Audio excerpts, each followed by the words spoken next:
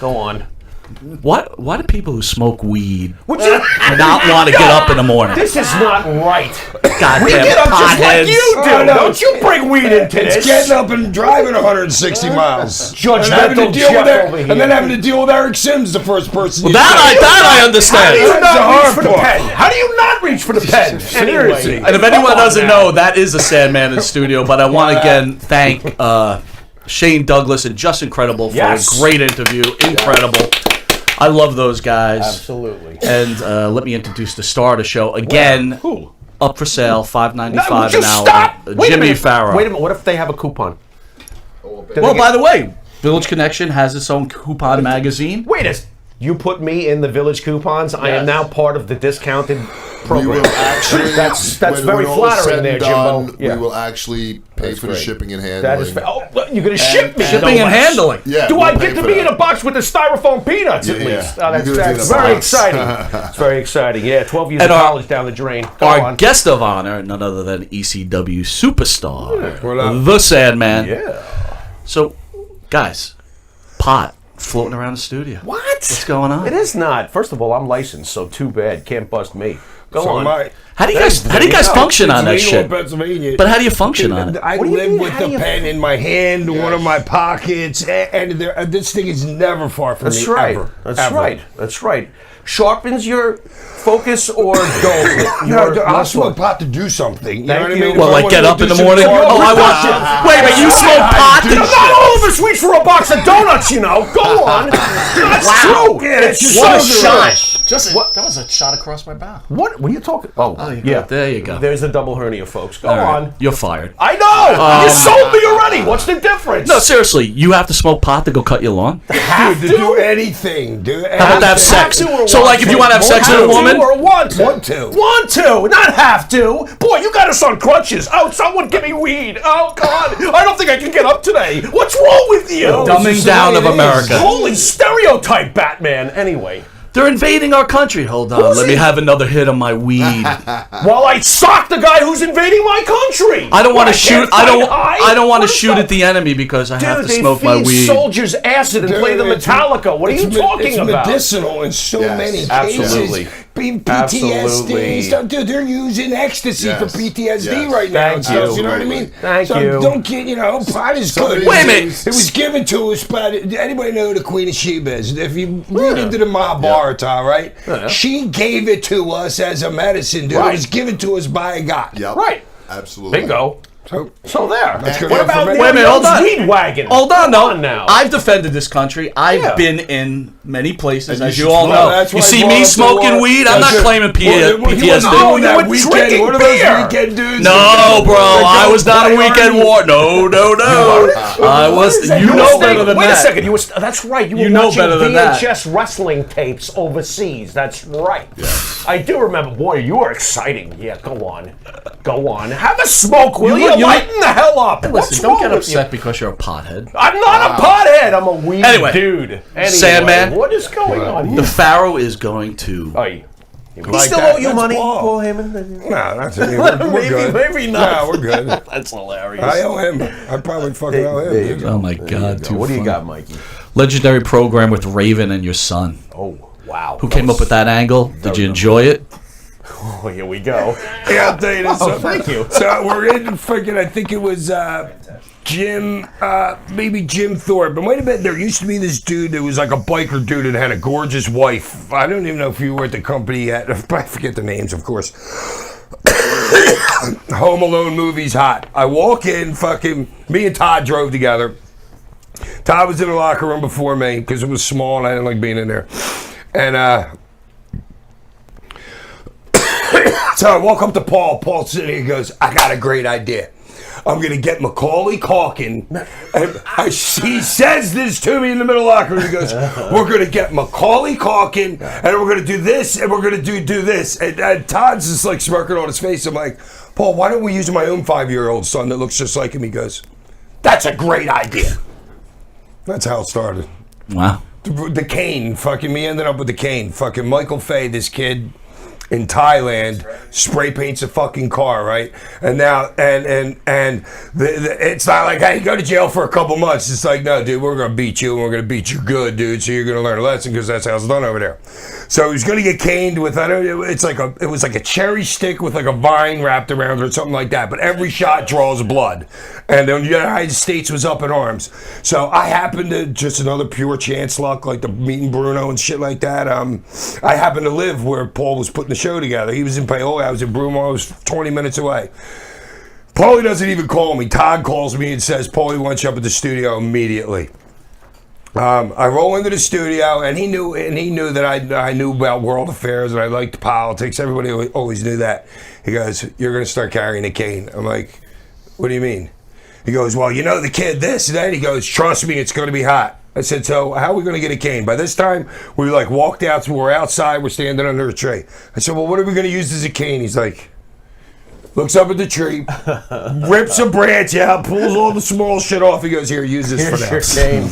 And we actually used a piece of a tree that just happened to be a couple feet away from us. And then I forget the promo that I cut or whatever, but it was great, dude. And then I knew how to get this thing. I'm like, obviously I'm not going to the ring freaking with a stick. You know what I mean? And I saw like a video or something of Tojo Yamamoto using one in like Memphis at some time, and I'm like, I got to go find one of those things. Thoughts on Raven as a wrestler and where he ranks as some of the great wrestlers? That dude is fucking brilliant. Do you feel he's underrated? Because I think he's a little underrated. Yeah, totally. Dude, you gotta understand, he was young, and he what was that show that was on Saturdays? He's like 18 years old and running one of Vince's fucking, he's a producer on a show and shit like that. And then when he got, I didn't know what a false finish was until me and him started working together.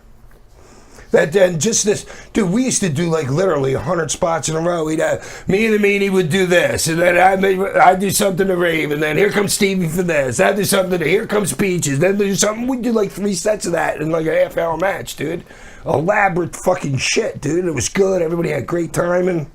Yeah, so I would say underrated. Unless you know him, then you're like, he's a dick. I was going to ask if you still speak with him now. Yeah. You do? Okay. Yeah, this guy's cool. Tell us about your memories of when, you mentioned earlier, when Vince crossed over with Paul, the crossover promotion deal. Do you remember some stuff about that? I don't know. You have to give me a match. You'd have to tell me like a match, and that's the only way I would know. Well, one thing you did reveal is basically Vince had Paul from the get-go. To the fans at home, we thought it was a competition. The only reason I found that out is because there's that the guy that's suing them up there getting a bunch of wrestlers for the head injuries or something like that. I'm like, no thanks. I want to try and get maybe the Hall of Fame someday. You hear that one? Yeah, well, I don't want to see you sue him. You ain't getting in the Hall of Fame. That's it. Right. So and then I ended up like a year ago. A year ago, I asked fucking. I was talking to Sabu about it because I knew he was part of it. And then he was the one that told me, like, I'll say here, but it could have been 6 months ago or whatever it was. But he was the one that the lawyer found out that those two, that's the only reason why he could sue him for because Sabu didn't do it. All his shit happened. He wasn't doing like the total Sabu thing in the version that we were doing up there. You know what I mean? It wasn't as crazy. But yeah, those, I think he said 95 maybe. Lanny Poffo was in studio. I know you have experience with Bam Bam Bigelow. Lanny was not a big fan of Bam Bam. Your relation? Oh my God, are you kidding me? I fucking love Bam Bam. I love working with him. Never touched me. Fucking. Bam was the best, dude. And he rolled the best joints too, dude. The size of your finger. I like him already. Bam was great. I like him fine. He sounds Loved great. working with him, dude. He was so easy. I mean, we're doing all this hardcore shit, but he was the lightest one out of all of them. The biggest, but the lightest. How ahead of his time was he? Because now you see these big guys like the Samoa Taylor Joe. through a fucking main event. He walked Lawrence Taylor through pretty much a main event like that. You know what I'm saying? That's pretty good. And, you know, that's pretty freaking good, dude. Bam is the best. We mentioned Sabu earlier, Mike. Forgive me if I step on this a little bit, but I personally think Sabu is basically batshit crazy. Is that fair? No, dude, he's like fucking. Dude, we're all crazy. Oh, I mean, seriously. so's the Pharaoh. Really? But I mean, Wrestler's got that mean, little bit more freaking like crazy, you know what I mean? I thought he was perfectly normal. Well, no, dude. All right, crazy is if you watch him in the barbed wire match and fucking he's gatched like an inch deep and he's like, here, give me some tape, Fonzie, and let me roll some fucking tape around it. Yeah. Or he does fucking, he goes to do a moonsault, there's a table laying next to me upside down, he misses me and his face hits the fucking, the top of the table's fucking foot. Right on his foot, goes back, 2 teeth missing, doesn't bat an eye about it, dude. He taped his muscles back on. No, some crap like that. Dude, his tendons are hanging out. He's like, oh, that's no problem. Let me just Band-Aid myself and get back to what I'm doing. He told us all about super glue. I'm pretty sure he was the first one to bought. So I guess by definition, that would be crazy.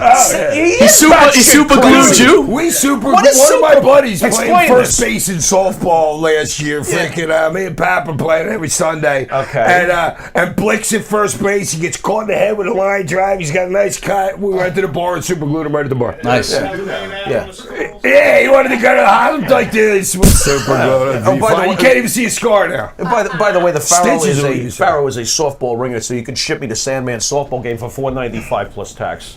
You just put me in a that $4.95's really got him going. He don't look like Pap. He don't look like he can play to me. Oh, boy. Boy, he would party. You're in for a surprise, brother. Let's go play some ball. Dude, I played catcher, fast pitch in the park for 25 years, man. Oh, yeah. How do you judge a ball player? That soft pitch crap. How do you know if someone's a good ball player or not? I don't know. Give me like 2 minutes out with him doing anything. Let's go. With a basketball. Yeah. Oh, with a basketball. Nice. Basketball. There you go. So growing up, did you play baseball? I sucked. I couldn't hit. Well, hitting's difficult. It was my worst sport. What was your best sport? Slow pitch you play or fast pitch? Basketball? Yeah, basketball and football. Fast pitch or slow pitch? No, I like high arc. That's not I like fucking 10 to 15 . I like high arc. Yeah, high arc is the best. But I've never done like the Eddie Feiner, the dude doing the 65 or 70 or whatever. The bat wouldn't make it off my shoulder, bro. Really? Oh, okay.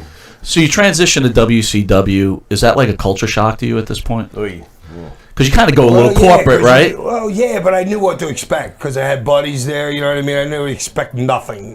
Right. And, dude, I'm along for the ride. They were paying me $5,000 a week for 6 months before I even worked for them. I did about 30 matches for them, and then they paid me the rest of my 3-year contract.